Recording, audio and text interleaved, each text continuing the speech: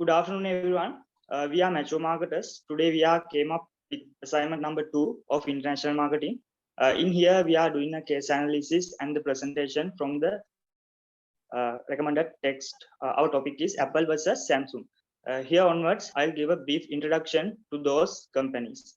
When we consider the Apple is a valuable brand which has managed to make a place in the hearts of people around the world.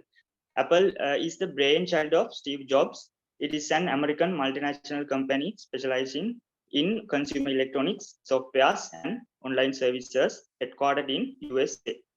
Apple is one of the world's favorite and best-known technology brands. Also, it firmly holds its place as one of the tech big four. Nowadays, we can find Apple products their way into seemingly every household. The iPhone is one of the two largest smartphone platforms in the world, along with Android. Also, it has made up a large portion of the luxury market. Nowadays, Apple is one of the valuable publicity traded companies, and iPhone has significantly contributed to the Apple company through their huge profits. The first iPhone was introduced in 2007. By the end of 2009, iPhone models had been released in all major markets, and those devices use Apple's iOS mobile operating system.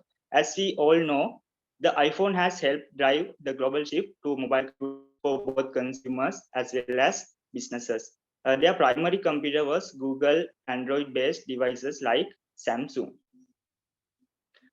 When we consider Samsung, it was founded as a grocery trading store in 1938 by Lee.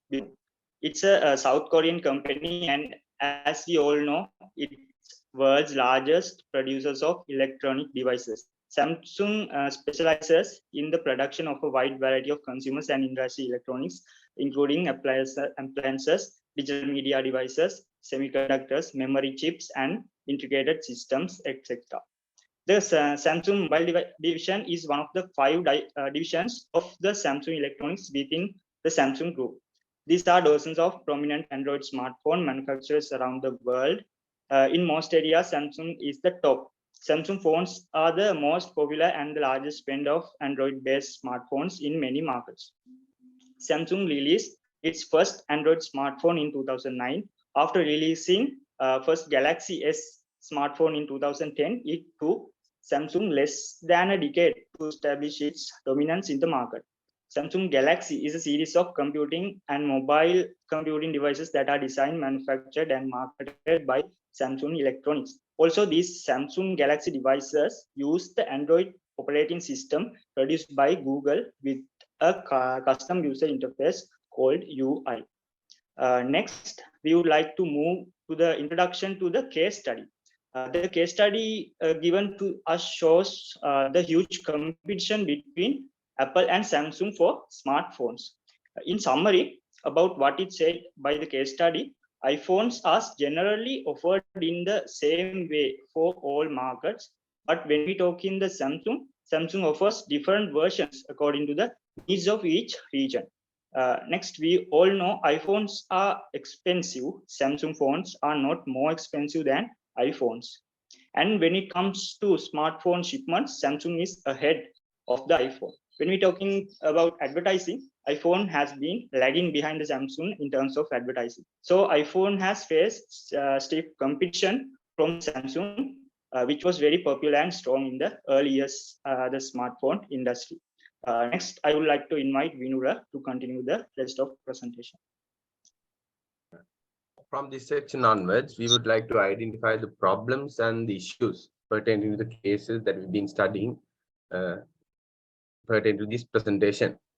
As the first problem that we have been identified, these days owning a Samsung in the Sri Lankan market always as in an international market conditions, it is a vital decision to be made. So if a person is owning a smartphone, so which brand the person should buy, or else which type of a mobile that a person should buy. So in terms of that, there are a lot of options in the market. So Samsung makes several versions of mobile phones, and they also release several versions of versions at one release point. So select one from other brands, or a person could select a brand from other brands, or else from Samsung, or else from Apple. Or the decision of purchasing is a vital problem that is being identified as an issue in the study. The second problem that is identified: should Apple introduce the lower cost iPhone to attract consumers, or consumers who are not willing to pay or not has the ability to purchase by paying a premium price for an Apple device? In terms of that, Samsung has offered some mobile devices and devices that could be afforded by people in the lower income or else the middle and upper lower income earning categories. So Samsung is leading the market in terms of availability and in terms of answering to different levels of income earning families. So third problem that has been identified, that do you think Apple can continue to grow by developing breakthrough innovations, breakthrough products that creates new market? For an example, as Apple did to created a separate market for their iPod, a separate market for their Apple iPhone devices, a separate market for iPad devices, and a separate market for their computing devices, Macs. So Apple has been innovating different types of products and variety of products to each product. So Apple also introduced new products, new product plans for Apples. So with that, we are coming to the fourth identified problem, that is how has Samsung globally has used its global marketing strategy, which enables it to compete so effectively against Apple. So Samsung was originally came up like born from South Korea, and Apple is originated from US.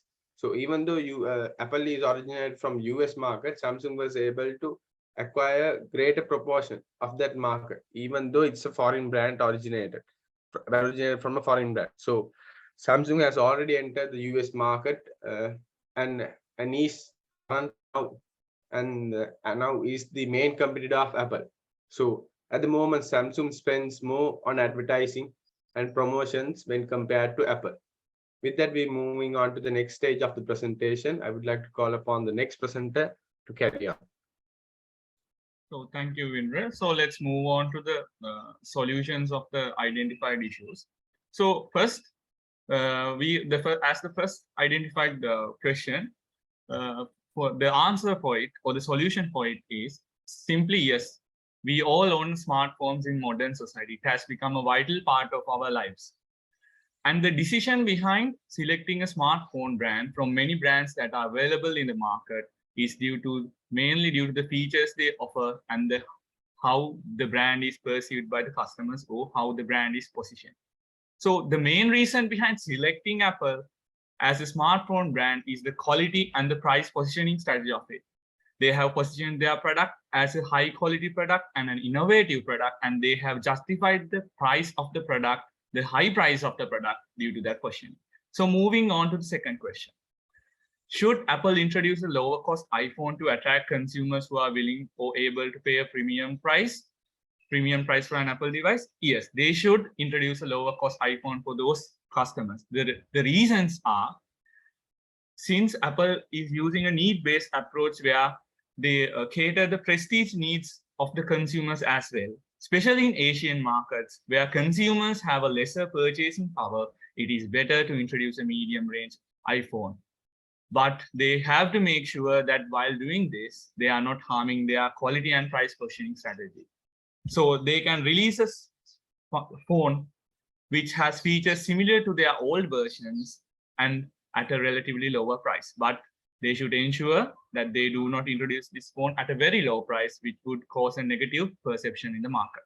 Further, since many consumers buy Samsung medium range instead of going for a Apple older version or a second-hand Apple device, due to the warranties they offer. So it is better if Apple can also introduce a medium range phone which consumers can buy brand new with warranty, such as Apple Care. Moving on to the third question. Does Apple can continue to grow by developing breakthrough products that create new markets, as it did with iPod, iPad, and iPhone? Yes, of course, they can grow by introducing breakthrough products.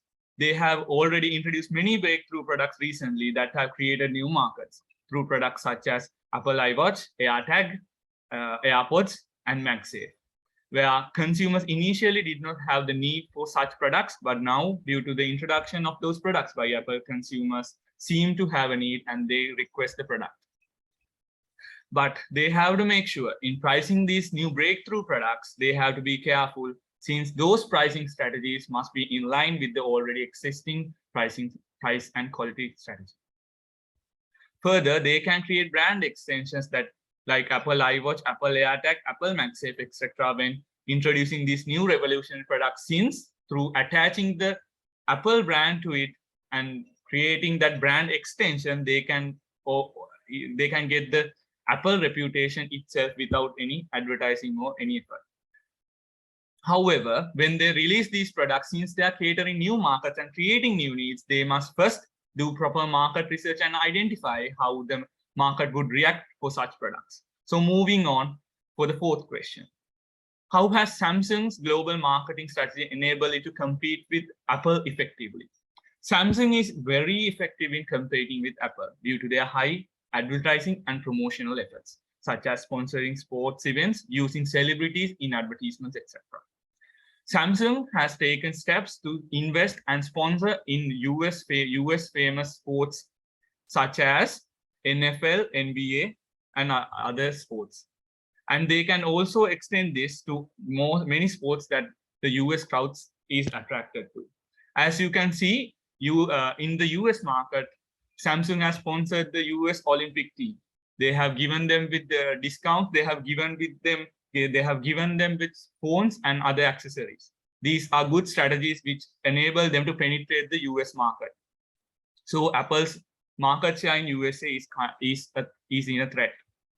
Further, in order to keep the Asian market and in order to deflect Apple from gaining the Asian market, Samsung has used product placement and celebrity endorsements. Samsung has used product placements in many Asian famous dramas and in songs in order to promote their phones as a lifestyle companion. They have also provided solutions for all the consumers in the market, regardless of their price range and regardless of their income and their needs. So that has become a main reason why Apple is finding it difficult to enter the Asian markets.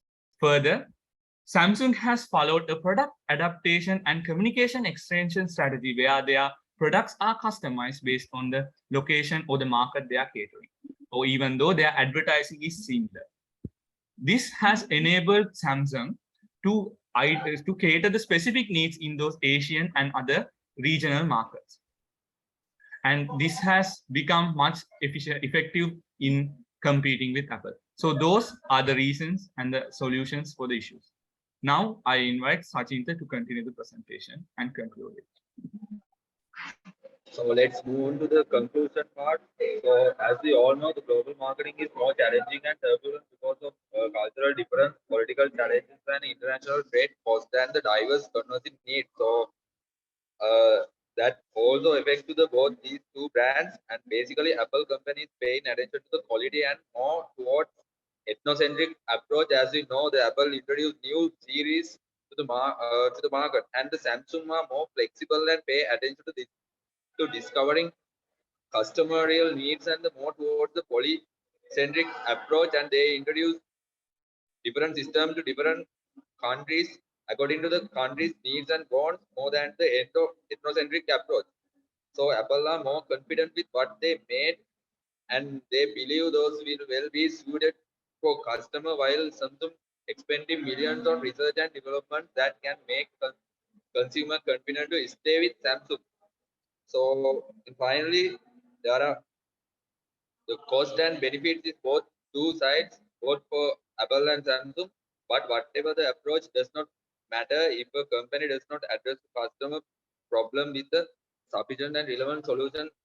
So as marketers, in finally we need to consider about the consumer needs and wants than the product orientation. So that's the end of our presentation. Thank you, everyone.